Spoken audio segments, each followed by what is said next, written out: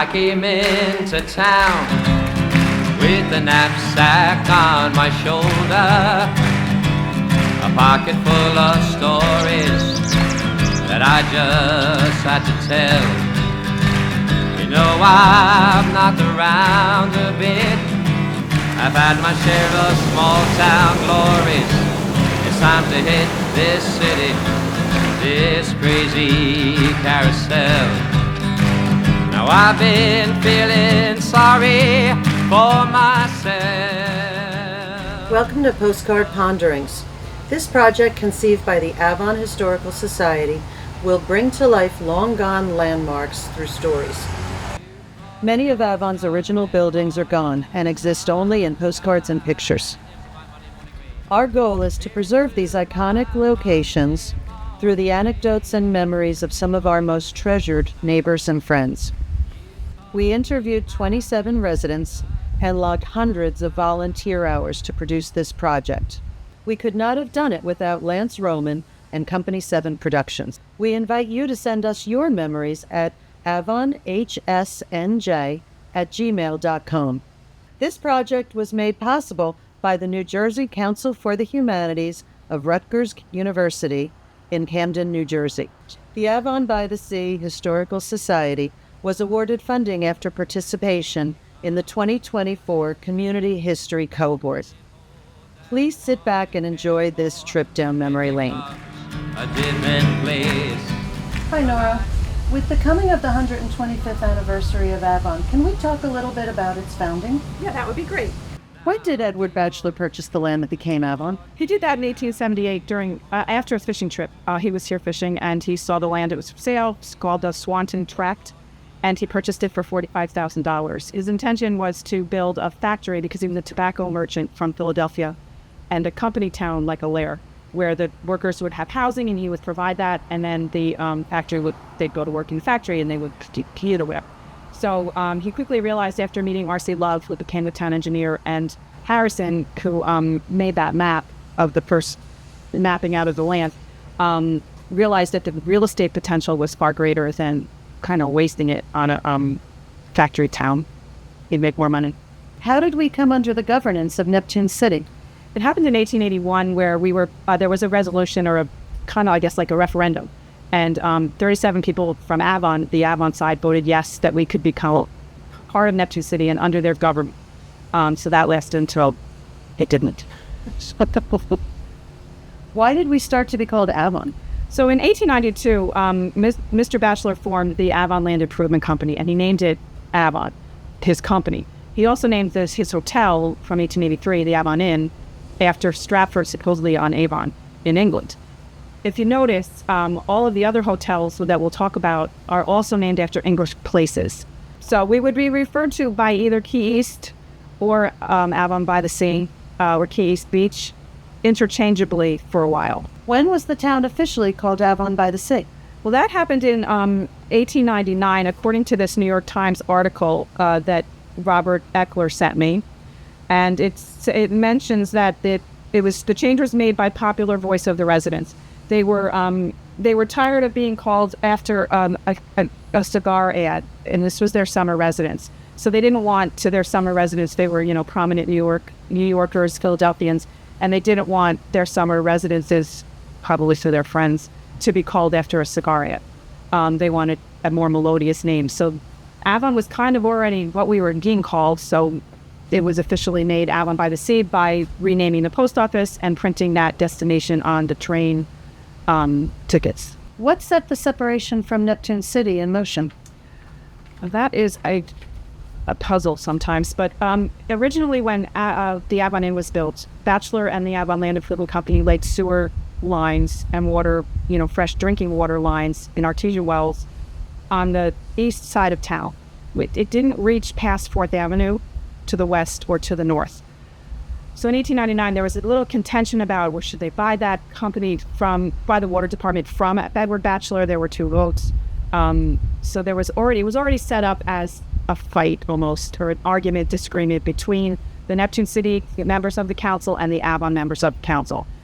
At the same time, in 1899, Edward Batchelor sold the beachfront, the Avon Inn, the the pavilion that was down there on the boardwalk and 363 building lots to a syndicate from New York City of rich stockbrokers. They paid $250,000 for all that land and those services and the hotel, and then with the promise of another $250,000 to make it into a premier resort. We kind of stalled in those days a little bit because people were buying the way they Edward Bachelor envisioned and everyone who was doing it. So at the same time that happened, when he sold all that stuff, he formed the Avon Taxpayers Association because he had a problem with the taxes he was paying on his house on Barfield Avenue. He appealed to the state to have it reduced. Neptune City thought it was fine. When you say Neptune City, but when you say Neptune City, it was all of us. The council said, this is what you're paying. This is your taxes. He didn't like it. So they believed, and it was happening not just to him. Other homeowners had the same issue with the taxes. And then the sewer issue was also part of it. So then in March 19th in 1900, the Avon Land Association, or Avon Land Improvement Company, and the Avon Taxpayers Association teamed up, petitioned the state legislature, actually that would be the Senate, to incorporate into our own town.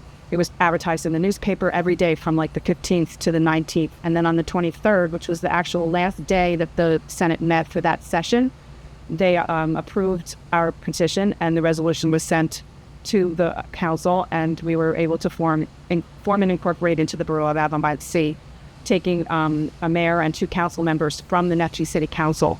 Anyway, they taking those council members away. So we had to have a new election in April of that year of 1900, and then we had to establish our own form of government. Terrific.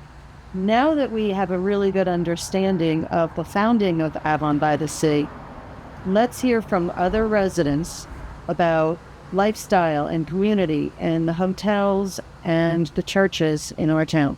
Yes, that's what we'll see. And the stories that we discovered or uncovered in these interviews are priceless. And I think everyone will really enjoy the way that we were able to bring up those hearts and pictures to life.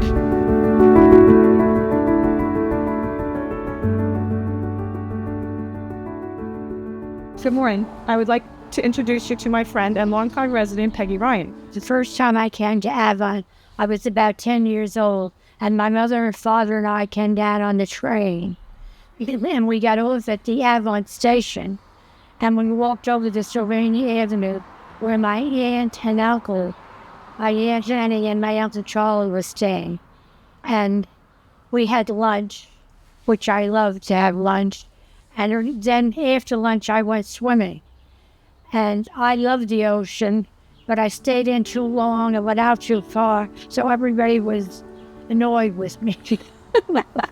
Then all of a sudden, we moved out for good in 1969. And you had 4 boys. With my 4 boys, yeah. Very nice. So we have a postcard here of the Avon Inn. What did you do for fun at the Avon Inn? I loved going dancing at night. Saturday and Friday. And it was crowded, and there was a band, and it was wonderful, really.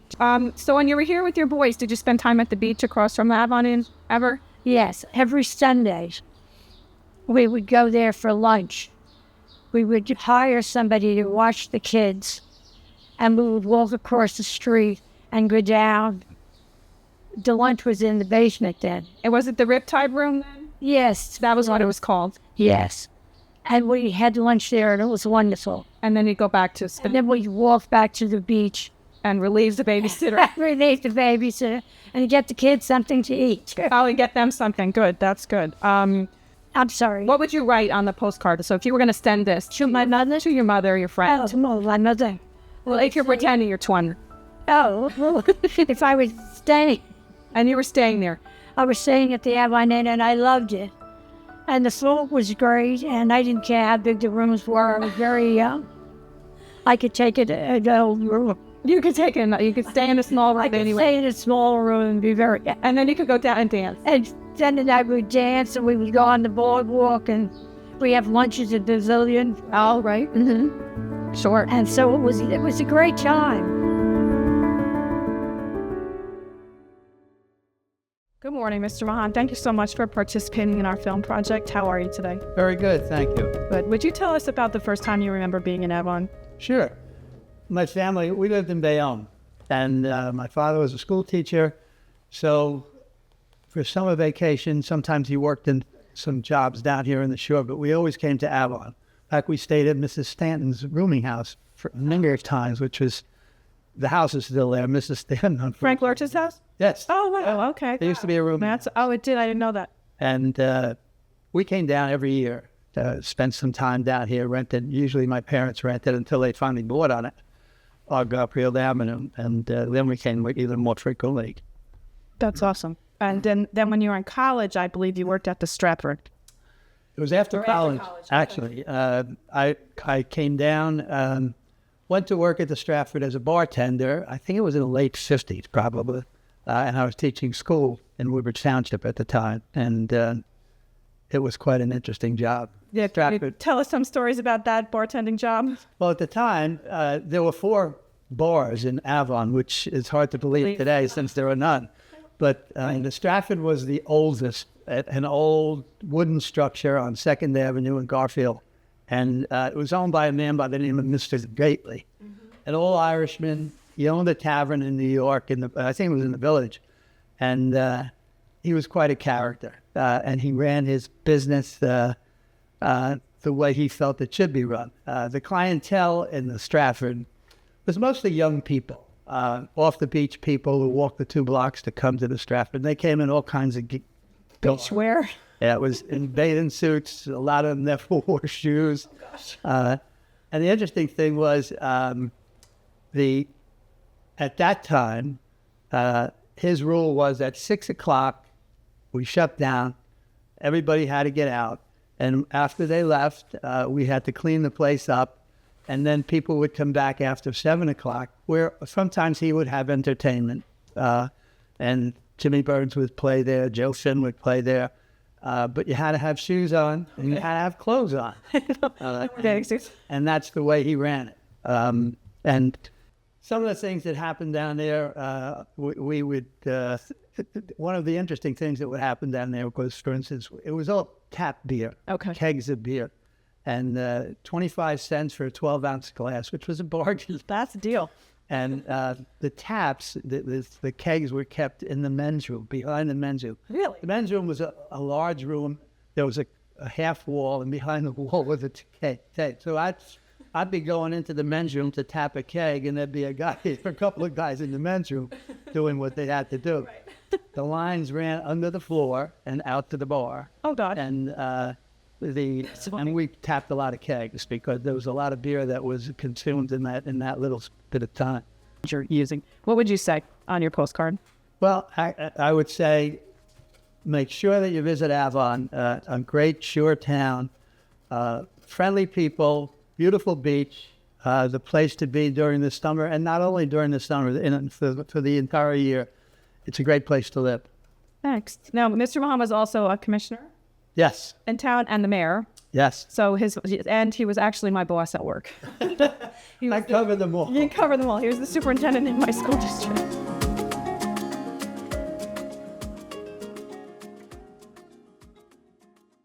Mrs. Mahan, would you tell us about the first time you remember, or a story about when you first came down to the beach here in Avon? Okay, when I first came down to the beach in Avon, it was to my husband's family that they were renting down on Garfield Avenue, and I was going to get married that August, and we did go to the beach, and being a Jersey City girl, I got totally sunburned,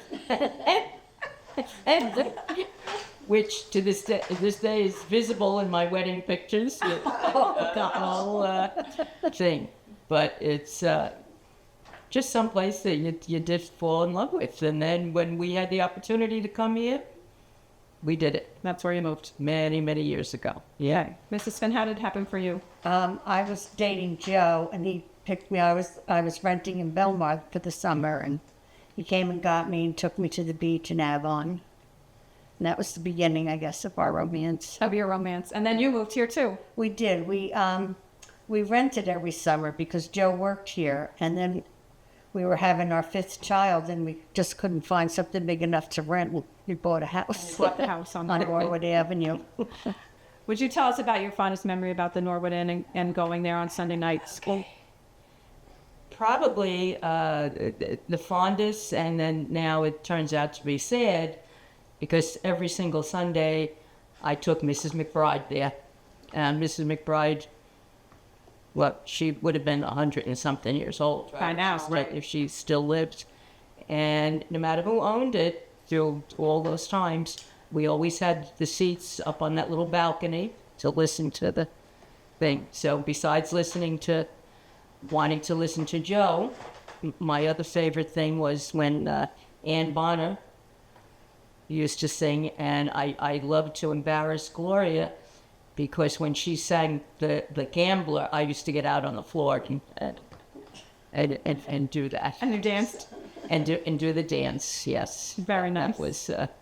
Mrs. Finn, you told a story when we interviewed you in July about when someone heard Joe Finn playing on the beach.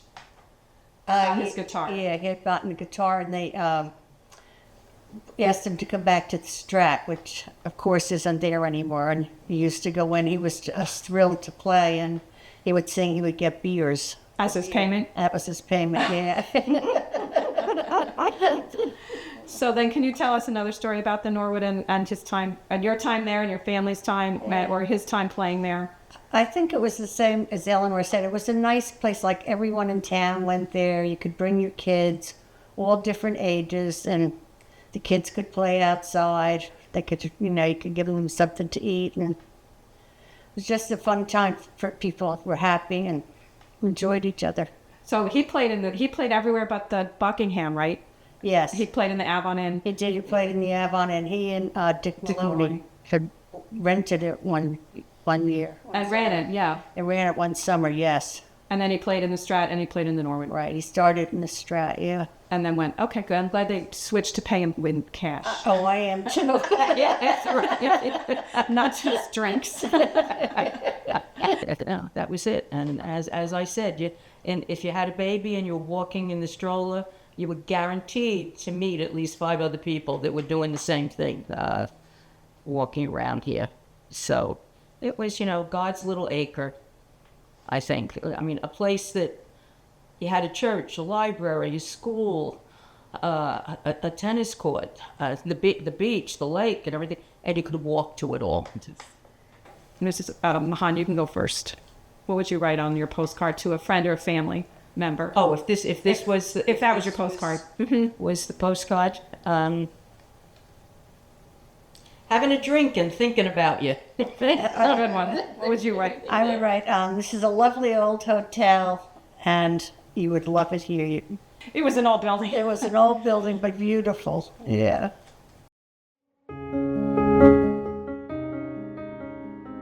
Would you tell us a little bit about how you first came to Avon when you were probably a kid, right? Yeah, I bet she's a little kid. Well, I guess it starts with my dad. My dad's father was a physician in World War I and passed away eventually. And so my father would come down and spend Elizabeth summers in Elizabeth. But then he had an aunt with a boarding house on Woodland Avenue. So he got to stay in the 3rd floor, no air conditioning back then. Yeah. 20s, right? Right. But he got to be there. He got to be friends with Jim Kirk. Got to be friends with him, and he used to tell stories about all of them sneaking over to the front porch of the Columns, which was owned by a family. Yes, the Harveys, I probably know. Yeah. And they had all the kids that's in the front porch, and they would all give them a tiny drop of whiskey and a whole bunch of ginger ale. They'd all sit in the front porch looking at the ocean, thinking they're the hottest stuff, right? Right, yeah. At such young kids. So when I got out of college, I was like, where am I going? Where am I going to go? Am I going to there, New York, or am I going to go where I spent all my summers in Avon and had lifeguarded here? And our girls went to school locally, went to St. Catherine's, and they were in town, and they were raised completely. So I fulfilled his his dream like that. It was a great thing. And I know you're a history professor, right. So this movie's right up your alley. But and then in the summer, you did teach class, but you also had a summer job at the Right, yeah.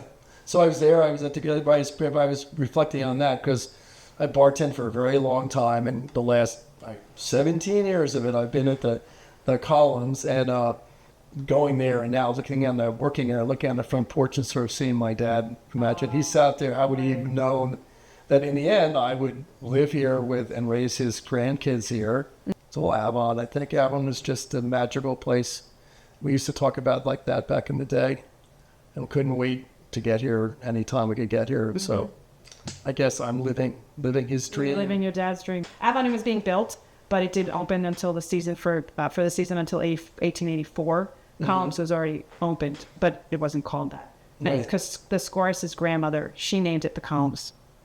Because of all the columns around. She counted them. I think there were 73. Yeah, I would say the warmest place I can imagine. The beautiful wide streets, great for riding bikes up and down. And I would say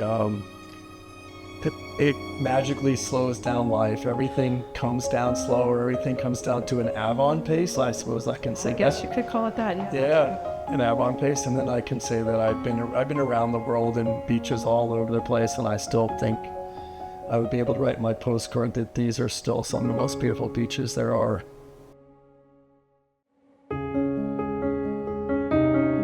I'll check. Mrs. Silva, can you tell us about when you worked at the Buckingham? Well, Ducky Considine owned it in the 70s, and we would go on a Saturday night, and we'd go for a drink or two, mingle with really great people, sit there, listen to music, and it was usually just a piano player, but it was just a fun place. And unlike nowadays... Was it a nightclub? No, but the ladies got dressed up in a dress, pearls, and the men would wear seersucker suits and white dress shoes.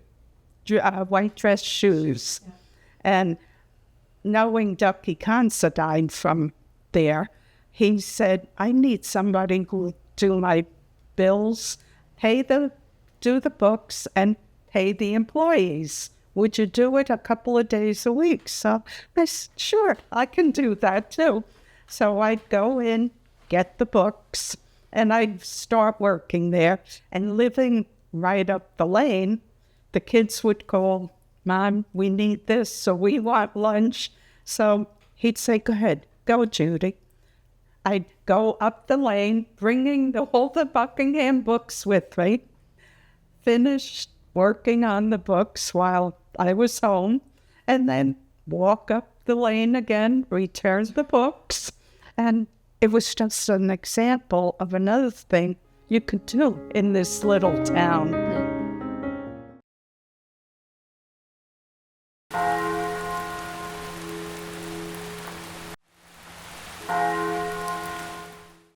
Hi, Sarah. Thank you so much for sharing the history of the St. John's Church with us this morning. Do you remember the first time you were in Avon? The first time I was in Avon, I was a baby, so I don't really remember. But my family does have a really long history with St. John's Episcopal Church. I'm the senior warden of the church, which basically means I wear many hats. I'm the altar guild. I organize the schedule for the visiting priests, gardening, numerous things. But Norah, as you know, in 1883, Bachelor, was in Avon, and he actually donated a site, which is at 43 Woodland Avenue, the corner of that property, and that tent was erected there. And for 2 years, services were held there. And then 2 years later, Mr. Bachelor gave the current property, 100 Woodland Avenue, to the Episcopal Church. And ironically, the original property where the tent was, 50 years later, my grandfather bought that property. It was a house, and he bought it for my grandmother, Edith Lee. So my grandfather, Harry Lee, bought it so my grandmother could have a business and have a guest house. But so in the 1930s, when my grandfather came to Avon, our family started participating in church services, attending them. And then in 1977, so 68 years later, my parents purchased the original rectory of the church Because in 1909, the women of St. John's, they spearheaded the purchasing of 305 Woodland for the visiting Right up the street. up the street. Because St. John's, we have visiting priests that come and they do a weekly service, and then they get to stay at the beach with their families. But originally, you would have one priest that would stay there. Oh, I was going to ask you that. We didn't do it that way. Originally, you had a priest assigned to this church. It's awesome. Yes, the 70s, late 70s, funds were needed for the church. Right. And so that's when it was sold. And my father, William Sibbald, and my mother, Beatrice Sibbald, they purchased that house. Okay. And my father began being the senior warden. And he did that for over 30 years. Well, it's the oldest church in Avon. Yes. But like I said, it's a summer chapel, so it's special. It is very special to have it. Yeah. So this picture is from 1921, and the bell tower and the transept. It's all there, and the houses that are in this photograph are still here, which is lovely. Yeah. So if you were going to write this postcard home to someone, what would you say? I think, you know what, Nora, I would write a postcard and make it kind of like a time capsule. Sure. And God willing, for my family of the future, and say, please share your kindness, your generosity, your time, your effort, in the summer to St. John's. Plant beautiful flowers. Keep it going. And love Sarah. Yes, that's clear. These stained glass windows are in memory of my father, William F. Sibbald Jr., and my mother, Beatrice Lee Sibbald, who for over 30 years dedicated their time, love, thoughtfulness, and kindness to St. John's Episcopal Church. And we're so grateful they did. Thank you.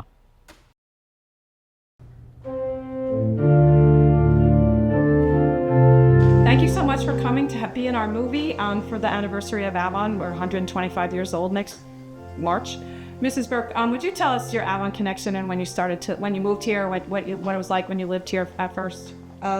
My family was here way before in fact, at 100 Norwood Avenue years ago. I was here, but back and forth. We went to my place, then we went over to the Victoria. We went to the Buckingham, and we had the little places in the back of the Buckingham where my aunts and my people all rented. I moved down here in 1960. I got married. I don't know what you want me to tell you. Yes, tell me the story about the story about this one. I was supposed to be married on the 21st of January, and it happened to snow. It was a horrible snow. The snow was over the cars, and really disastrous. So we had to postpone it. So I'm thinking, okay, we have to get to church this morning, so let's go. We walked in the middle of the church. Harry and I walked down. We got there. Monsignor Mulligan said, Pat, Harry, don't worry about a thing. Go home, smile tomorrow, and next week is another day. So we started with that, and we did very nicely. Thanks be to God for that. Then my next proposal was that I started singing with the choir. I was there for 29 years. We got very involved with the children going to CCD classes, and Mrs. Murday was there with us. She would bring the children from the church over into the school, and we would go there. I remember beautiful things with the dinner dance. Oh, right. That was unbelievable. People were dressed up, and they had a magnificent time, and everybody was just joyful. And then Father Miniscalco came along, and that was after the fire, the big fire. And he walked in with his plaid hat on one day, and just became a family member with so many Avon families that I can't tell you. And God love him. To this day, we're praying for him because he's not doing too well.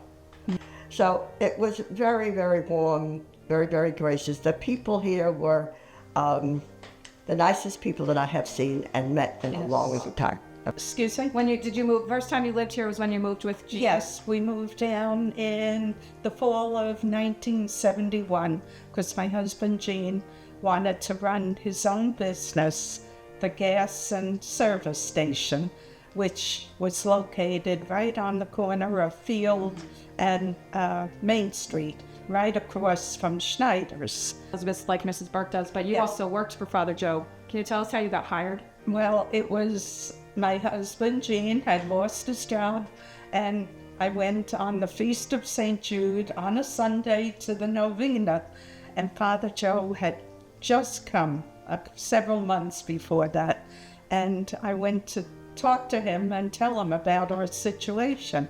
And he says, well, I've only been here a couple of months. I'd never hired a secretary yet. Do you want the job? So I said, beautiful. Yes, I would love it. And I was there for 29 years. You have to come to Avon. It's a beautiful place. All the historical buildings and the beach and boardwalk are just something you can't miss.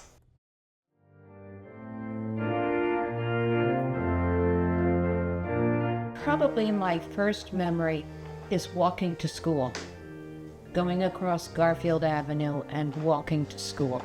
And you went to the Avon School. Avon School. And that was when you were living on Main Street, or Stan Place? No, it was 500 Garfield. Oh, when you were at 500 Garfield. That's why my parents bought the house, so I could walk to school. Okay, great. And I know you were a member of the Baptist Church. Would you tell us some stories about the Baptist Church? I know you like the covered dish suppers. Oh, I do. I love the church, and I miss it. But both sides of the family attended First Baptist Church, as we called it. And probably at about age 4, I went to Sunday school. It wasn't a nursery. It was a Sunday. We were in Sunday school, and the little room was behind the organ. And we learned songs. Jesus Loves Me, being the one that we still know today. Covered dish suppers. Did you talk about covered those? dish suppers, yes. And we probably about 4 times a year, someone would arrange for everyone to come and bring a covered dish. And then the basement would be set up with long tables, chairs, always looked lovely. And I never saw anyone doing anything. It was like angels came and took care of everything. But I loved the covered dish supper because there was someone who made carrot salad. Oh, is that your favorite? It was my favorite. I did love covered dish suppers. People would bring their specialty because they were used to it and they liked it. And that's what they wanted to eat. And it was difficult. It wasn't an easy job because it was during the war years. Oh, okay. We had rationing, and everything wasn't available, so people had to be creative. But we counted the days until summer. Right. But at a certain point in time, when you attended Sunday school regularly, you would receive this pin. You had to be there every Sunday. They kept attendance. So, but I love the church. I love the pastors. I love their families. When we played down the lane on our bicycles, we would roller skate. But to get back to the families, and then the Murray family had boys. Yes. So that was it was really good when there were children. Good. Because they got to know the town. I would write that this was beloved by everyone in the family and residents who attended there, as well as the parsonage. We loved the parsonage. So it was like the rock of our existence, really. The church was very important. But I was in the choir. Oh, I was going to ask you that. Were you in the choir? I was in the choir. Did you wear the one with the big bow? No, that was the little ones, I think. Oh, okay. Because there's a picture. I was in the real choir. Okay. With my mother and Mrs. Rhodes. Mrs. Brawley was our organist at the time. And I took piano lessons from her. Poor thing, she's putting up with me.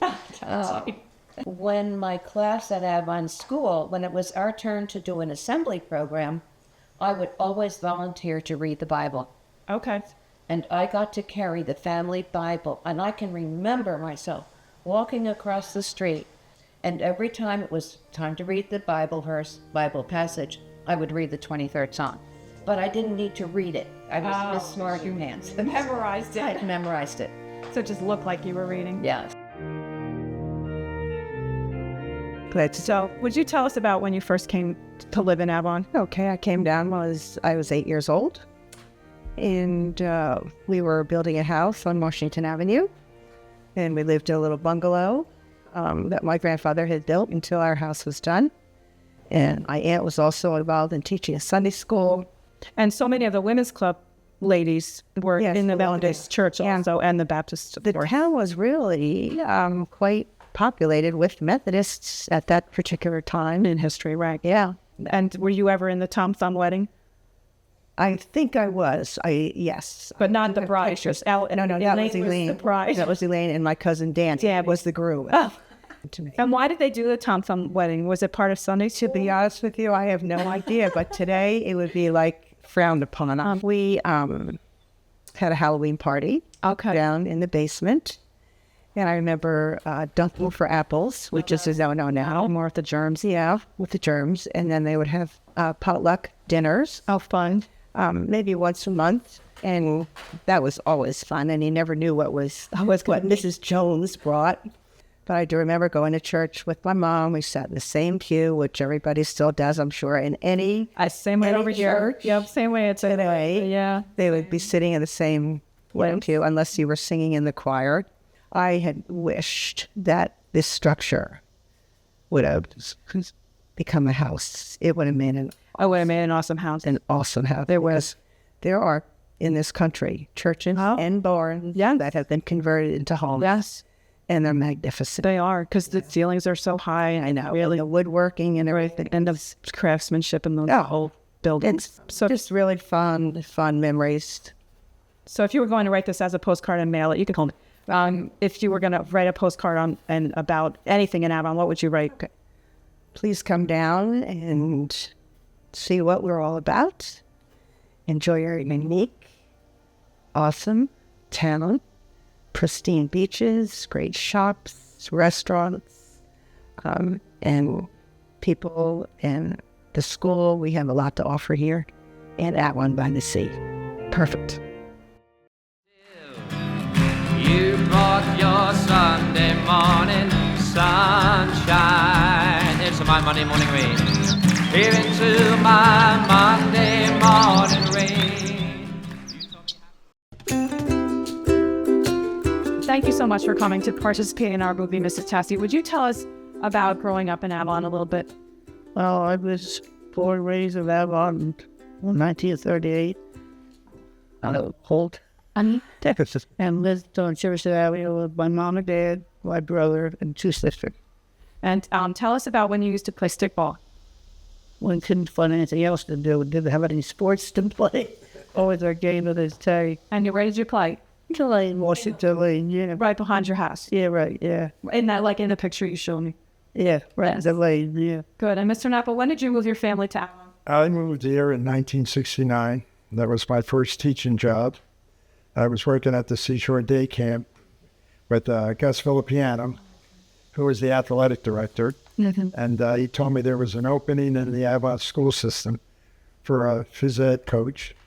And my job was to build the programs up. They didn't have girls basketball, girls soccer, boys soccer. And so I went down for the interview. And Mike Ardula, who was the superintendent, walked me around the school a couple hours, met the staff, met the kids, and said to me, there's a board meeting tonight. The job is yours if you want it. So I said, I just got here. So he said, I said, can I call my wife, to tell her? So I called her and she said, you always wanted to coach, so do it. So I said to Mike, I'm here. So the next day I went in, got my contract with Eleanor Griffin. Right now I'm in charge of the lunchroom. I retired 2001 from teaching. Then I became athletic director for another 12 years. Then I retired from athletic director.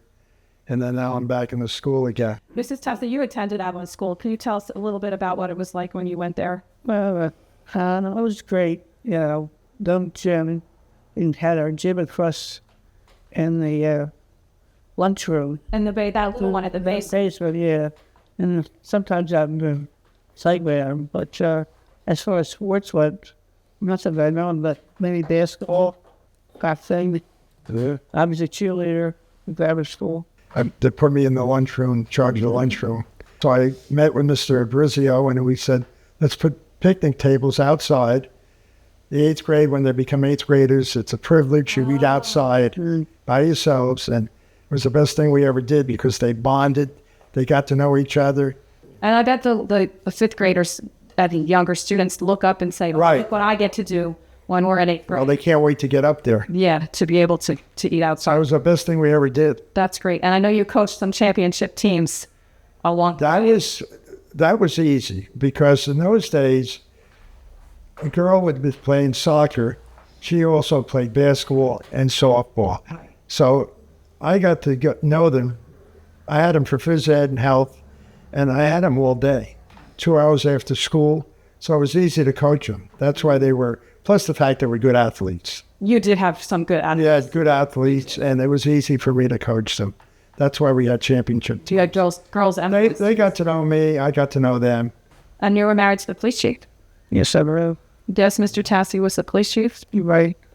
Yeah, so I've been here for a while. I figured I'd get married, I'd move out of town, but I'm here. I'm still here. You're still here. Still here. And then your brother was the police chief too. Yeah, right. And so he's moved on. Yeah, so it's been a great time, really. I'll tell you a story about Riley Hall. Well, Riley had a soccer ball in his hand, and he wanted to kick it out over the roof into the lane. Over the addition? Yeah, over the school, okay. And I said, Riley, you can't do that. So he said, Mr. Napo, he said, what would happen if I kicked it over and it didn't come back? And I said, well, you would have to go to the office. So he's bouncing the ball, and the 8th graders who were eating lunch there, yeah, it really had to be there because they started out real slow, like saying, do it, do it. And it built up, till it was so loud, he turned to me and said, you know, Mr. Napo, I have to do it. So he kicked it up. Of course, it never came down. And so he turned around and started marching to the office, right? But what's great about this class was that they all got up and they went with him. Oh, because they kind of and they took the responsibility. So now Mr. Brizio has 15 kids in the office. And what happened was they had to pay for the soccer ball. Yeah, hold it like that. So, Mrs. Tassi, if you were writing a postcard about Avon to someone, your friend or your family or anybody, what would you write about Avon on your postcard? It's a great town. Just come on down.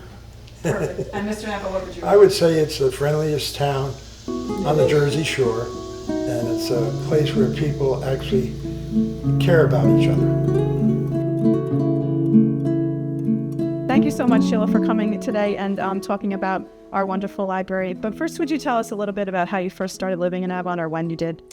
Well, my parents rented the house on 314 2nd Avenue from the 10 years before they bought it. My parents bought the house in 1959. It happens to be the year that I was born. So for me, I never spent summer up in Harrison. We would come down on the day the school ended. And I really loved being here at the beach, the boardwalk. The tuck dance was one of my favorites, hanging out at the boardwalk. And I had my summer friends and I had my winter friends. So I had the best in both worlds. Tell us about when you first started when you became a librarian here. Or a story about the library, even from when you were little. So when I was little, because we lived right down on Garfield Lane, I couldn't wait for a rainy day to come up. It was one of the places I was allowed to ride my bike by myself. So I would ride my bike up the lane. And if you remember when I was little, the entire front of the building was covered in really dark, heavy cedar trees. The stairs were kind of high. It was really kind of intimidating. Mm-hmm. And then you walked in, and the most intimidating thing in the library happened to be the person behind the desk. Her name was May Stanton, and May also wore saddle shoes. May was not a real friendly kind of a person, especially to summer visitors. She had a stickler for sand in her books, and she also had a thing for overdue library books. If your books were overdue, your name was put in a black book, and you never got out of that black book. No. But only if she caught you. Okay. I interviewed for my position in 1995, in September, probably a week from right now. And with me, I brought my resume, and I brought a book with me. And the book I brought with me was my overdue book from the Avon Public Library. I told this story about how I had been terrified to bring that book back, and I thought it was time for the whole thing to change about people being afraid to come to the library. The book was Tomorrow by Charlotte Delotto. It had followed me since I was 8 years old. I was about 31 when I interviewed for the job, and I never knew why I kept that book with me my whole time. I guess it was fate, because that story in that book actually got me the job here.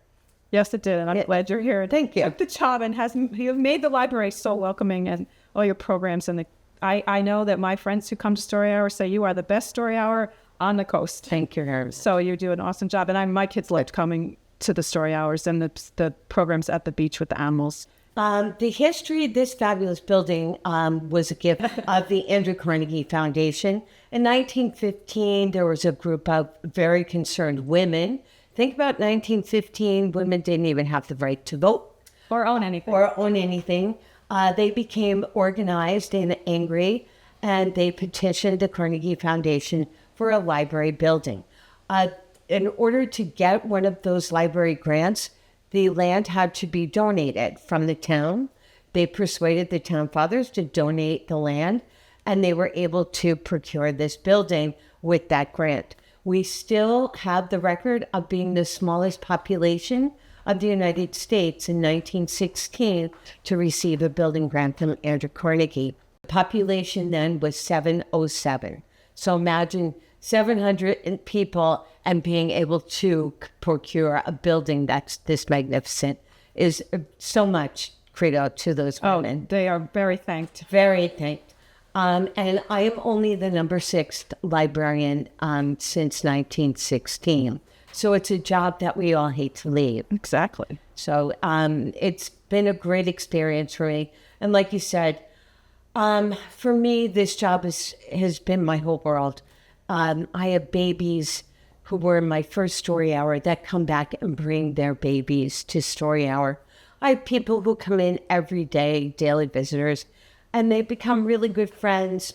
You're almost like their psychologist, a little bit, I think you're friend, right. social worker. If there's a birthday, I know everyone's birthday, and I go to a lot of 100 birthday parties. But the other side of it is when someone passes away, I always go to this service.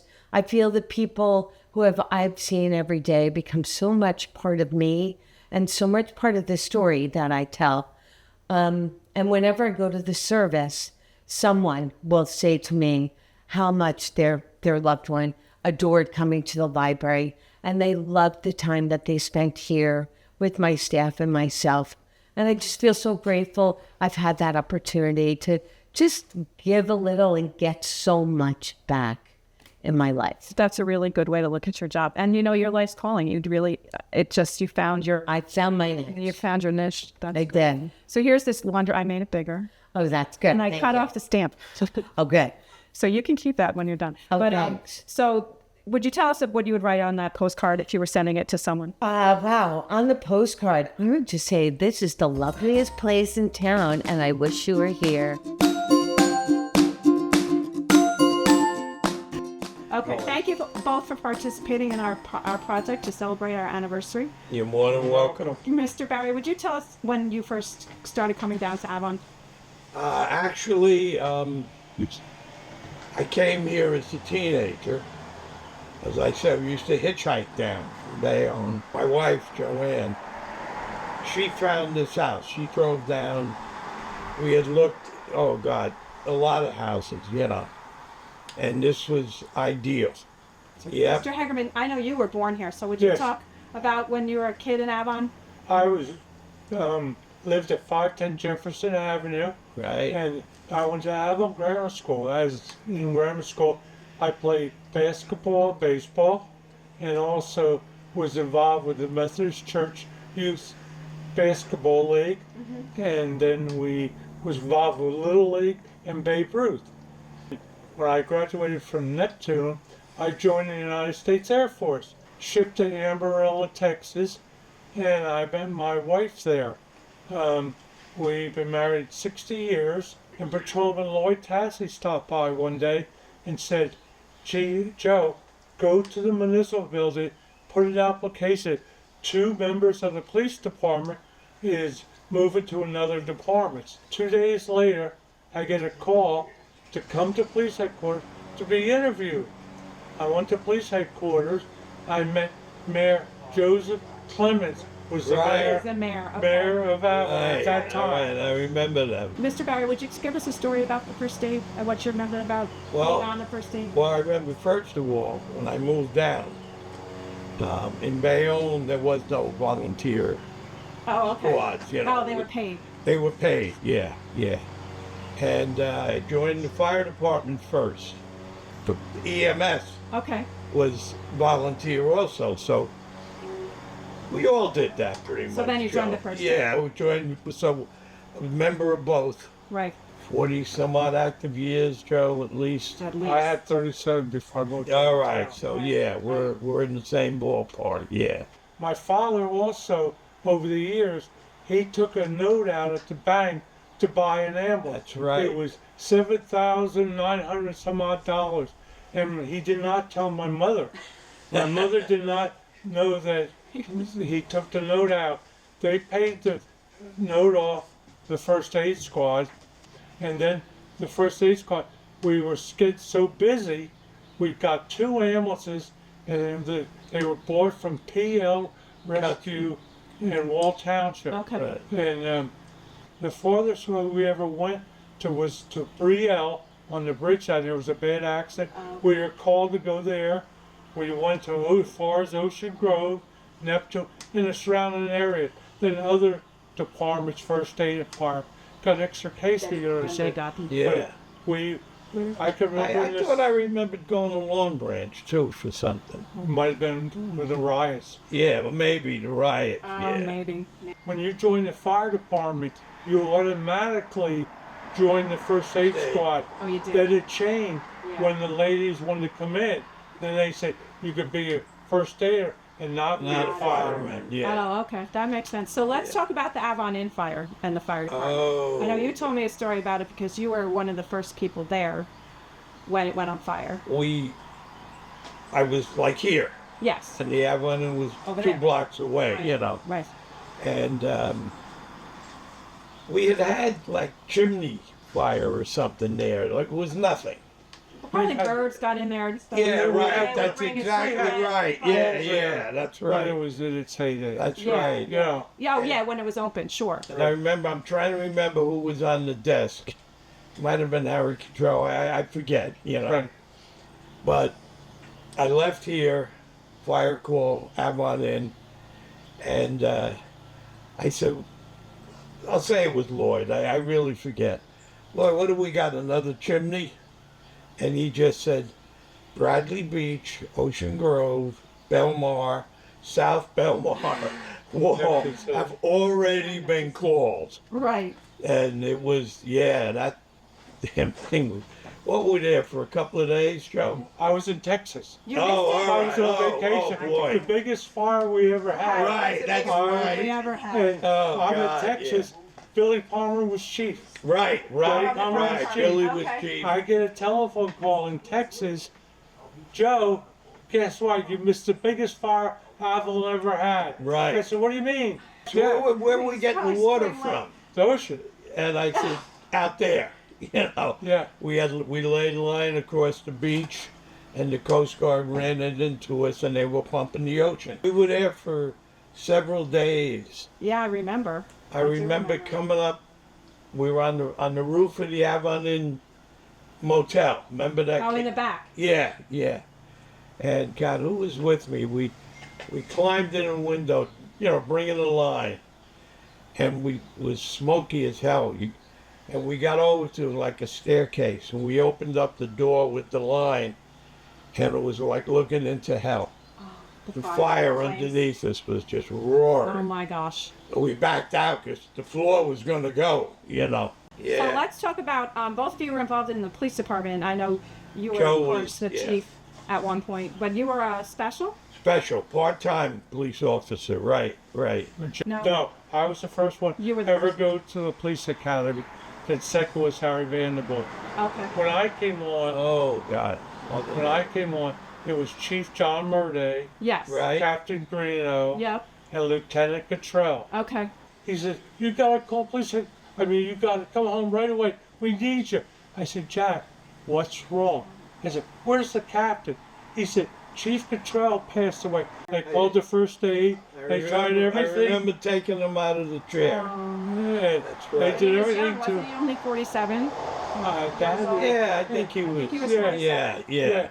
And they were going to send a helicopter to the airport to pick me up and fly me back and land on Washington Avenue Beach. The beach, I remember that, yeah. Well, Vanderbilt had the flag. He handed it to the captain. The captain went over to Betty, gave it to them. Barry, if you were writing a postcard about Avon to someone like your family or Karen or anyone, what would you say about Avon? Great people, great beach, great ocean, and just a great place to live. Thank you. He was the best kept secret on the Jersey Shore. Was Avon-by-the-Sea. Would you tell me about when you were little and you first started coming down to Avon? Because I know you came for the summer to your grandpa's, right? Well, no, actually. Oh, yeah, correct me. That's okay. It started with summer rentals with my parents and my maternal grandparents. Okay. My earliest memories would be around 1968. And that summer, around that time, we rented a house for a month, and then we were in the Buckingham for a few weeks. Oh, okay. Oh, so you stayed there? Stayed there, yep, in the motel section. Oh, by the pool. In the efficiencies in the would have been the northeast corner of the Buckingham Hotel. Motel Facing section. the pool. Facing the pool, yep. Very nice. Okay. I've never met anyone who stayed there. Well, now you Only have. people who work there. I worked there. Yeah. So I joined the fire department when I got out of college in 1987. Things were very different back then. I wanted to join when I was in high school, but they said, no, why don't you wait until you can devote more time? Here we are almost 40 years later, and we'd be very happy to take anybody that would join the fire department, because for a variety of reasons, we're hurting for power, manpower, membership these days. So I joined the fire department in 87. I went through the ranks. I'm an ex-chief. Joined Coast Guard Reserve in 1990. As you know, it was a Coast Guard station here in town until 3 years ago when it was closed. I know you were too young to fight Avon in. No, but I was there. I was there too. Yeah, we were both there. Yeah, I was 13. I was there. Fires in town. Well, I was chief in 1993 when we had the Thanksgiving Day fire at Kelly's house at 101 Golf. Oh, okay. I do remember that. Yeah, that was a big one, and of course, a big one. You know, the fire at Schneider's. Yes. Was a big one. I've been to 3 conflagrations on mutual aid in Ocean Grove. Oh, because they're so close together. Right. Key Largo and Belmar. Oh, I remember that one too. That was a big one. Like I said, Schneider's here in town. Luckily, Avon does an awful lot of mutual aid. Right, instead. We don't. We have a good fire prevention program. We don't have a lot of flames here in town. That's good. Let's keep it that way. So during your time as commissioner, I think you were with Jerry Hoslett. Was that, or you were after him? No. I was after Jerry. I was when I was first elected, I was elected with Bob Mahan was the only incumbent that was re-elected. Gibney and Crockett chose not to run. And so it was myself, Bob McGovern, and Bob Mahan. Oh, Bob, okay. Yeah, I'm really going to date myself. I remember when the Avon Pavilion was Scopus. Yep. Then it was Hutchinson's that it became the Avon Pavilion. The Ice Cream Depot where you worked. Yes, I did. Schneider's, behind Schneider's. Rice's Ice Cream Shop, I have some very early memories of that, which was next to the First Aid Home. Oh, where, what's his name? Where Dr. Fred Mayer's chiropractic offices now, that was... Oh, that's before me. Yeah. I didn't come in the summer as much until we moved here. Right, yeah. So here's a postcard, from town. Right. If you were writing that postcard to somebody, what would you say to your friend or mom or someone you wanted tell them about us? I would say as nice as this is, it doesn't do Avon justice, because I'd like to share with you some other pictures, and welcome to my slice of heaven.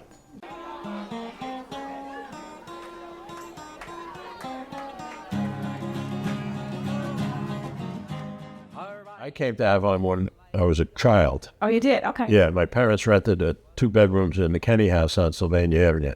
So I was familiar with Avon, and Mary was familiar with Manhattan.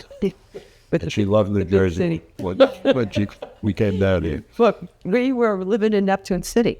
We had a cute little English Tudor house, and when I was pregnant with Dennis, our 3rd child, we needed something bigger. So when Jerry McCarthy of Garfield Avenue, who told us there was a house for sale on Norwood Avenue.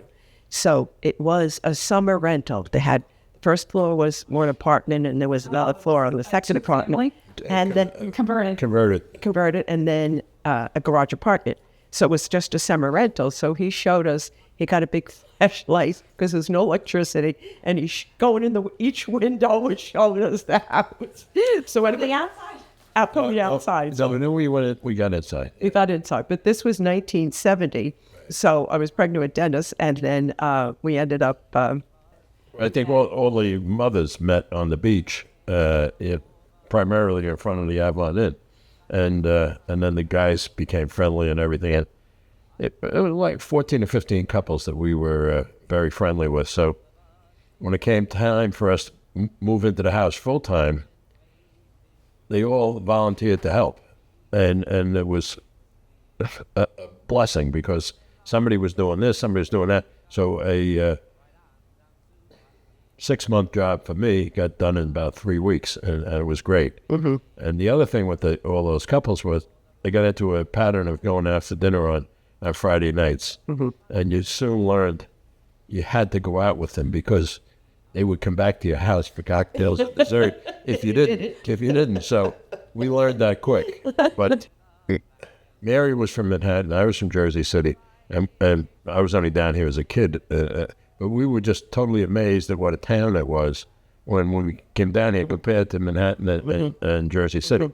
The other thing, on our block between Ocean and First, when we moved in at 70, there were only maybe 5 houses that were year-round. Yeah, there was. And gradually, I don't think there's anything that's not year-round now. So people that receive that postcard should know what Avon is really like. Now, the beaches are clean, the water's clean, the people are friendly. For the lifeguards. And what was it up there before? The pavilion. Before the pavilion, Scopas.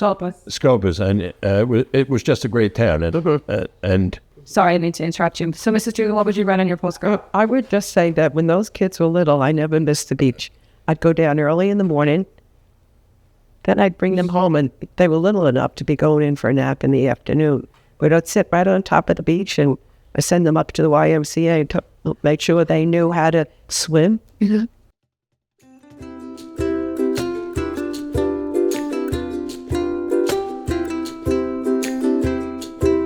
Morning. I'm here with Charlotte Kirk, longtime Avon resident.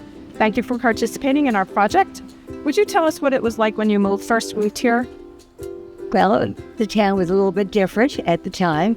We had a main street that was very, very self-sufficient, and the place has always been pretty, no matter which way you look. Certainly between the lake, the ocean, and the river, it's a fantastic little town. We all love it. And what year did you move to this house? 1964. So I've been here 60 years. And well, where did you move down from? We moved to Middletown first, from Jersey City, and then finally made our way down to Avon-by-the-Sea, which I knew would always happen. I just knew it because my husband loved this town more than he loved anything else except me. What is your fondest memory of the times you spent at the beach with the boys? Oh, well, it was grand. Jimmy was learning how to walk in the sand, and we had him down at the beach, I think, at 6 months old. Would you tell us a story about that time you played baseball on the beach in winter or stickball? Well, Jersey City, of course, was in love with Avon, as we were, too. And we played baseball, stickball, I should say. It wasn't baseball, stickball. We always brought beer, threw that in the ocean. And stayed and had a good time. We just kind of thought we'd settle into what we were going to do in the summertime, but that never turned out because we didn't know where we were staying ever. Your husband, Jim, was a lifeguard. How old was he in that picture? He was 15, I understand. Yes, it was taken in 1932 or 33, and he came down with his aunt who rented a house. So he and his brother came from the suburbs. Would you point to Jim for us in that Surely, right here. Right here. Great. And now his pictures also, remember we did the picture on the boardwalk, because that picture is down on the boardwalk. Yes, very much so. David came and we took the picture. Right. So it's part of the artwork now. He's down there. Everyone sees it. People take their picture next to it too. Isn't that grand? As a visitor, down at the beach. Yes. Can you tell me a story about how you met him? Oh, sure. Because it was here. Never came to Avon at this time in my life in 1946. However, a friend of mine had joined the ballet of Buster Crabbe, who was very, very much like a real Tarzan, and he had a group of kids that went around swimming like Esther Williams. If anybody remembers Esther Williams films, we stopped off at the Buckingham bar, the beach bar. Not quite old enough, but we didn't tell anybody. At that point, my husband to be, Jim, and his boss came in. Just so happened that the girl I was with, the boss was her boss too. My future husband, Jim, offered to drive us to Asbury Park instead. So that's how we got to know each other a little bit better. And 2 weeks later, he called me in Newark to ask if I would go out with him for a date. Yeah. And that was a water ballet show, right? That was we all synchronized swimming. And we still do that. Avon still does it. I know that. It'll be the 50th anniversary next year of that show. If this picture was a postcard, that you could mail, what would you write on the back of it if you were here on vacation? I finally made it to Avon with you, and I'm so glad you had a few years here with us, because we brought up our sons here, and what more glorious town could you even imagine, between the lake, the ocean, the river, and the fine people. And it's a little cross-section of Americana. So it was perfect to bring up two sons, both of whom I'm very proud of. Thank you so much for coming to tell us your stories. Would you tell us about when you first moved to Avon? Or you were born here? I was born here. You were born here. So tell us about your born at Fitkin Hospital. Oh, you were at Fitkin, okay. Yes, before it was Jersey Shore Medical Center, it was Fitkin Hospital, 1950. Okay. And we lived at 222 Woodland Avenue. And my mother was born and raised in Avon. Oh, she was? Oh, yes. In the house on Washington? That was her sister. That was my aunt, who bought that later. But they actually lived on Marine Place. Oh, okay. And my great-grandfather had Raffettos before it was Raffetto. My grandmother went to work at the sweatshops over there. Oh, on Memorial Drive? On Memorial Drive. Okay. And she sewed dresses and stuff. Oh, in that factory. Yes. With the big peak that had that bell clock tower. Yep. And my mother, as I said, they didn't have a lot of money. And she went to work for the bus company over in Neptune City. And believe it or not, my grandfather owned the bus company in Neptune City, but he owned one in Passaic, Clifton. He owned one down in Florida. He owned 4 bus companies. And my father was a young man, 20-some years old, and actually 20 years old. And he came to work at the bus company after the war. And my mother said, and that's where they met. Marry the boss. Oh, gosh. Marrying the boss. Oh, yeah. I came from Marine Place. I'm marrying. Oh, marry the boss. Yep. That's great. And that's what she did. So when you were a little boy, what do you remember about the beach? The beach was the place to go in the summertime. I mean, in the wintertime, we played basketball. In the summertime, we went to the beach. I mean, we lived on the beach 8 hours a day. We didn't go home for lunch. We didn't, my mother would have to whistle. My mother whistled. And she would whistle for us, and we could hear her all the way 3 blocks away, and we knew we had to go home. Now, there wasn't a cove back then. No, the old jetty wasn't built yet. The old jetty was not built yet. But we would go to the beach almost all day long. And then there was a guy named Dr. Jim Forsythe. And Dr. Jim Forsythe decided he was going to start a junior lifeguard program. Oh, okay. And this is like in 1955, 1956. And all the little kids got to be junior lifeguards. Junior lifeguard program was just the Avon kids. Okay. And then I became a lifeguard in 1967. Every summer, right? Yes. Every summer. Yep. And now you run the beach. And now I run the beach. With Jesse, you do it together. Well, I'm the beachfront supervisor. You're okay. And he's the lifeguard. I'm not. Oh, he's in charge of the lifeguard. He's in charge of the lifeguard. I'm in charge of everybody. Okay, and the pool. And the pool. Okay. Yes, beachfront supervisor. I have the gate tenders, the cashiers, the lifeguards. So that was that. And in the summertime, we played baseball. At a place called Bunker Hill. Oh. Bunker Hill was at the Woodland and Ocean, right across the street from the Columns. And all Bunker Hill was an open lot. And at the back end of the lot by the lane, they had a hill. And we would play, when we were little, we played Army there and Indians and things like that. Then you also were the business administrator in town and the Boy Scout leader. So you had a lot of stuff. I was the scoutmaster, still announced the troop committee chairman. So Mr. Taborn lived there. He had 2 boys, and he started the Boy Scout troop. And I would get my father to take us to these camping trips, the jamborees and stuff like that. Just organized. No, he would just show up and say he was the leader. Oh, good idea. And then he'd leave at dark and went home because he wasn't sleeping out. Wingtip. No, not your dad. This wingtip too tight. At the No, Schneider's for no, it didn't work. Sandwich. No, in church. So he would check us in and then he would leave. It's like 8. So it was, I was the first Eagle Scout. You were the first one? Billy Herbert and myself. What would I say about Avon? Yes. Like if you were, you were here and you wanted to let people know about Avon on your postcard. Well, I would say it's a family-oriented beach. Well run, as a matter of fact. Yes, it is. But it's a family-oriented beach. The waves are calm, except in big storms. And so the beach is beautiful, fine sand. I like to equate it to Camelot. They come in at night and clean everything. And when you get there in the morning, there's not a beach, there's not a footprint in the sand. There's no garbage in the garbage cans, there's not a footprint in the sand. Everything is manicured again. It's like at night, everything just away. And the next morning you're there and you have this beautiful, pristine beach with no footprints. All the garbage is gone, everything is gone. And they do that every single day. Hi, Mrs. Broyden. Thank you so much for coming to talk to me today about your Avon memories. Can you remember a time when you were a little girl and what's the first thing you remember about Avon when you were a little girl? I remember living in a big house with my mother and father and grandpa and lots of aunts and uncles. And it was a great life. And I know you told us that you went to the school for a little while. I went to Avon through the 2nd grade. Okay. And then I went over to St. Rose because I wouldn't go to Sunday school. Another day getting out of bed. I don't blame you sometimes for that either. And then I know when you were a little girl, you grew up in Avon during the war years. Yes. So can you tell us about that? What that was like? I can remember the scariest time was when the air raid siren would go off. Okay.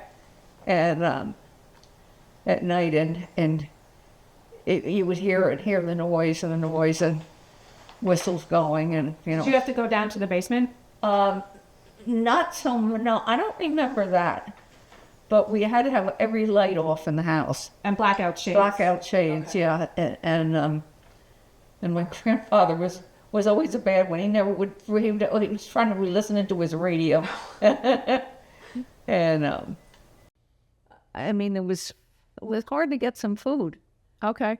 And that's why everyone pretty much had a garden. I mean, you had a lot of gardens at Avon. And then your grandfather solved it by even having a bigger garden, didn't he? Yeah, he owned a lot of lots, and he was farming in these lots, and growing corn and stuff on it.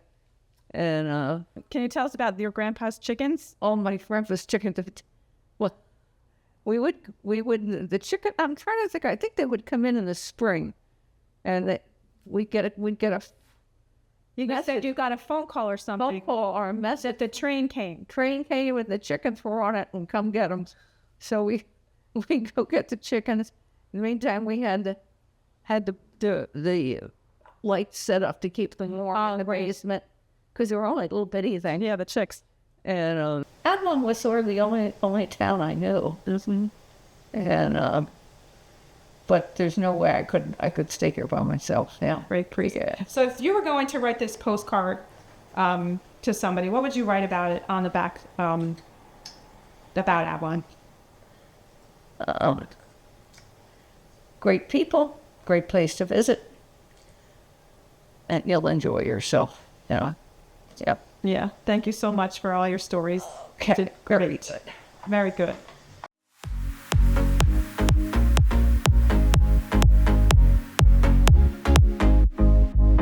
Remember the first time you were in Avon as a child? We purchased the house in 1962. My parents. This house, right? Yes, this house, and we spent 3 years fixing it up. My grandfather and uncles and aunts all came down, and we modernized it to the point where we could live in it full time. And then in 1965, we moved down full time from Jersey City. Yes, so thanks to a good friend, Jack McWeeny was helpful in me securing the gate attendant job down at Ocean Avenue Bridge. I started in 1970 and worked there 9 years. It was a summer job, but then it turned into a full-time job when the cable broke going to the Belmar side, and they had to run an auxiliary engine on the Belmar side, so it required 3 people to work versus 2. So that was a nice opportunity. I worked 3 winters, and then they finally fixed it, and they made it taller. This was very long time ago. We didn't have emergency gates. We had a crummy little street light, and we used to have to manually swing the very, very heavy iron gates to the middle and put a pin down and put them back when the bridge came down. So it was interesting experiences. One night when I was working the night shift, the gentleman was fell asleep at the wheel, and he took his foot off the brake, and his car rolled up and gently pinched the gates, and I had to pull the police because we couldn't get the gates up to get rid of them. So it was one of many interesting experiences. Would you tell us why it's not a scheduled bridge opening? Yeah, that's a good question. A lot of people say, why don't you put the bridge on a schedule? So being that it's on ocean, if a boat has problems, they have to get in because of emergency circumstances. So the Ocean Avenue Bridge cannot be on a schedule. One on Main Street can because it's in calmer waters. Okay. On an average summer day, that bridge would go up 60 times. Up and down 60 times a day. It was a very, very busy place, and still is today. It was built in the 30s as a jobs creation project under Roosevelt, and it still stands today, amazingly. So this is a picture that was painted to me by Bill Herbert. Bill was a lifeguard in Belmar and a local artist, as you can see. He gave this to me before I went off to university, and we had a big party one night, and as you can see, if you look real hard, that's me in the picture. Bill's father was one of Avon's 2 local town doctors, and Dr. Bill is still with us at 101 years old. What a great family the Herberts are. So if you were going to write this postcard home to someone and you were from work or when you lived here, what would you write on the back of it? Well, Avon is a very, very special place. It's idyllic. It's 4 seasons of beauty. We have the most spectacular beach and sand. We have a beautiful river, boats coming and going. You can ride your bike, walk it out. I don't think there really is a better place that anybody could actually grow up than Avon. So it was the summer of 1969, the summer of love. And Jimmy and I were married a year. We were both teachers. And Joe and Kathy Finn had rented a house on Garfield Avenue. And they asked us to go in on the rental with them. And I had never been here before. That was the first time. Okay. I had been to Spring Lake and Belmar, but I'd never been to Avon. And I just couldn't get over it. It was so hometown, the sidewalks. I didn't have a car. Jim took the car to work every day. I could walk up to you could get everything in town. Everything was available. And then the beautiful beach. And we would go up to the boardwalk every night, too, and walk after dinner and get ice cream. And there was always music. It was small town America in the nicest possible way. Beautiful church, a great welcoming community. So I know then the last house you lived in before you live in your condo now was on Norwood Avenue, and the Sylvan Lake was right behind you. Would you tell us about living on the lake? Oh, and as you would know, Norah. Yes, because I was down the street, right? It was just idyllic. The scenery was spectacular. And I can remember when Jim and I first looked at the house to buy it. We just walked right through the front door, out to the back door, and that hallway was perfect. The house was sold. We had to buy a book on ducks and what you call baby swans and everything, because we'd have company and they'd say, well, what's that? We'd be like, I don't know. I don't know. They were mostly mallards. They were mallards. But we had nesting turtles. Oh, and then, of course, the winter. Right. With the lake freezing and the fire department checking it, and then you get the green flag. And then Becky and Jimmy went into the business of selling hot chocolate. Oh, they did. Now, who are you? And where'd you come from? And they were a guest of a guest. Yeah, not allowed. So would you tell us, if you were going to write a postcard about Avon, what you would say on your postcard? Do you want to look back in time and see things that have changed but are still unchanged and lovely? I don't know, I'm getting kind of teary-eyed. That's a beautiful picture. Come down, the weather's fine, the water's good. And you will have a welcome when you arrive.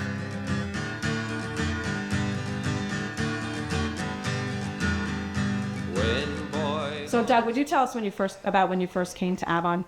Well, I first came to Avon. I was born in Avon, so I didn't have to come to Avon. It came to me. So there were 4 boys. We had a great time living down by the beach. At that time, we were probably one of the only full-time residents down by the beach. And the good thing was, being down by the beach, I surfed every day. I surfed in the winter, I surfed in the summer, and the surfboards in those days were very heavy. So you couldn't really carry them on your bike or anything like that. So we had the whole town would leave their surfboards in my parents' shed, and then when surf was up, they'd come down, grab the board, walk the 3 houses to the beach, and my bedroom overlooked the ocean. So I could wake up and tell if there was waves, but...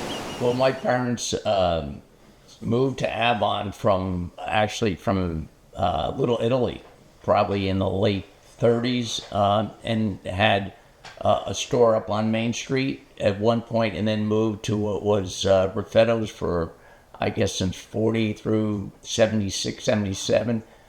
We lived in Spring Lake, probably one of the first Italian families ever moved to Spring Lake in those days. But, we spent all our waking hours in Avon. I remember the Belmar Bridge and getting stuck many times coming to the store. But from the time I was a little kid, I was working in a store.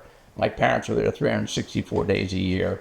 That's just what life was in those days when I wasn't in the backyard playing stickball or doing something else. So during lunch, we would go to Raffetto's and hang out. And we could take a straw from the counter, and there was always a crack in one of the pinball machines, and we could take the straw and put it through and rack up the points, and we would get free games. So we would play there all the time. And then Lou's mother would come over and catch us, and we got in trouble, and then we'd wait a couple days, and then we'd start doing it again. So that was our great Raffetto story. But as I just mentioned before, my grandparents ran Raffetto's way back in the day, in the early 20s. Well, just, the thing about Raffetto's, and I think anybody who's around those days knew, and Dougie alluded to, it's funny how people would get out of school for lunch and come for lunch. But it was, and we sold everything. Raffetto's, it was, cigarettes, cigars, candy, newspapers, magazines. Milkshakes. Huh? Milkshakes. Milkshake, and it was just a hangout. The people would, it's so different. People would sit at the counter for hours. Oh, yeah. Okay. They would just sit there and have coffee and smoke cigarettes in those days inside.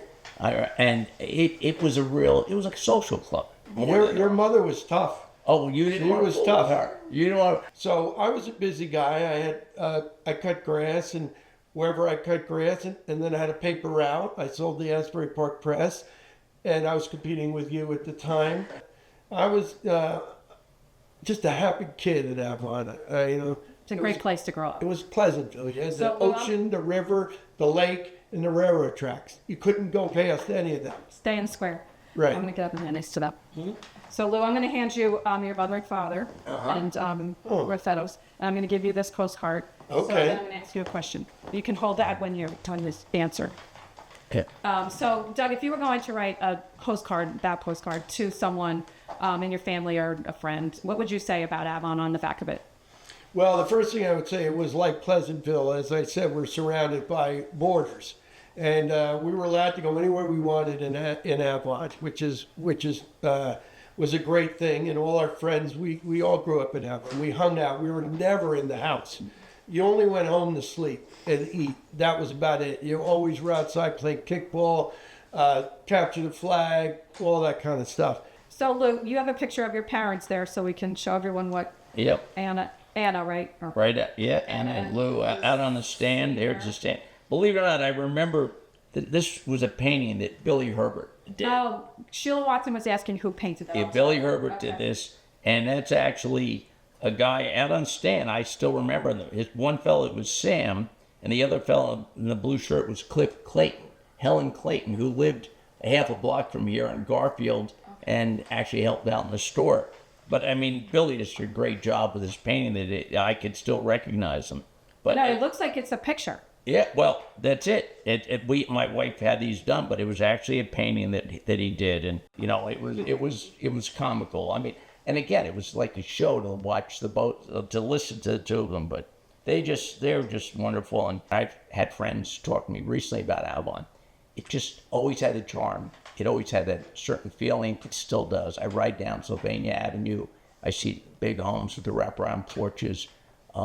It just, it was a great place. Even though we didn't live here, we might as well say we did. Right. I thought you did. My parents they were the best.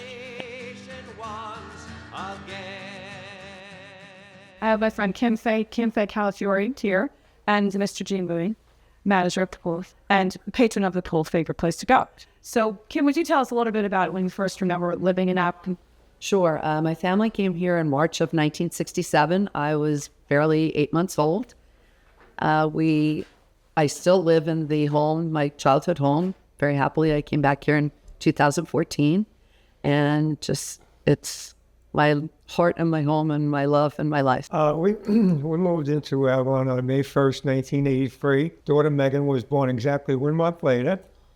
And that was quite a month for us, a great month for us. We're having a new baby where we are right now, 510 West End Avenue. And we bought the house from Mrs. Marie Dibble. Yes, because my mother-in-law and father-in-law lived at 615 Fifth Avenue, which is right almost across the street. Yes. So we had built-in babysitters. So they were great. So, Kim, I know you have not a reputation, but a legacy at the pool. Would you tell us about that?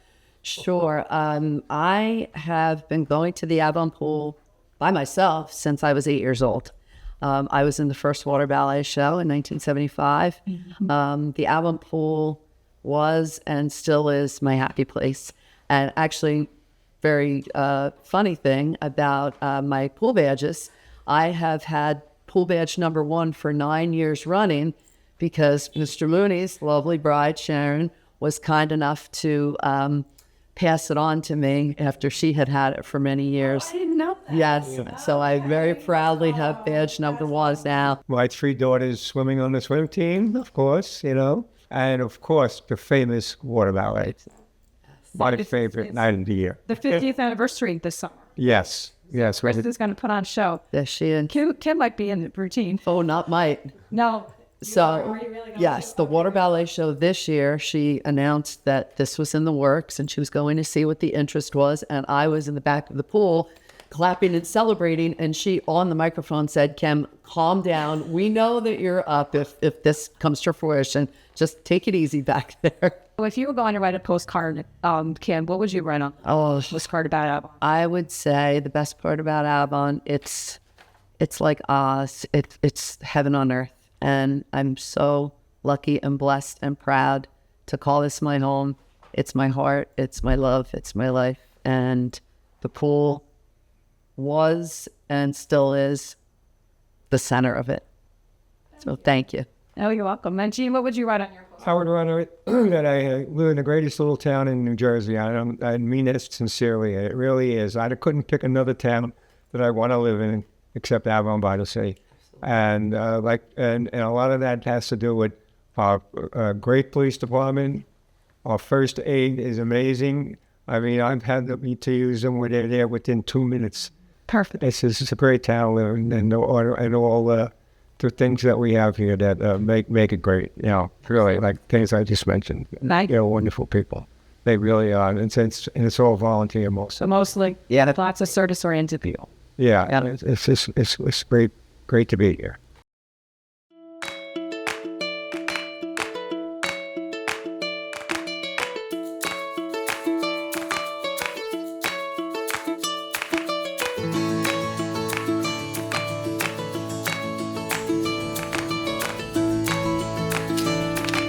Thank you for helping to preserve Avon's history. The stories and memories are terrific. Let's hand up. Happy 125th anniversary at Avon-by-the-Sea.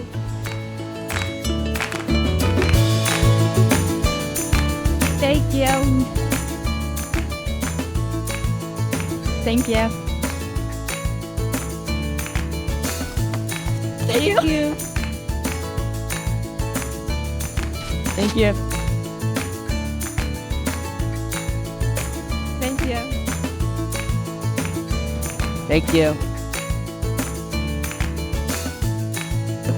Thank you. Thank you. Thank you. Thank you. Thank you. Thank you. Thank you. Thank you. Thank you for class of 2025.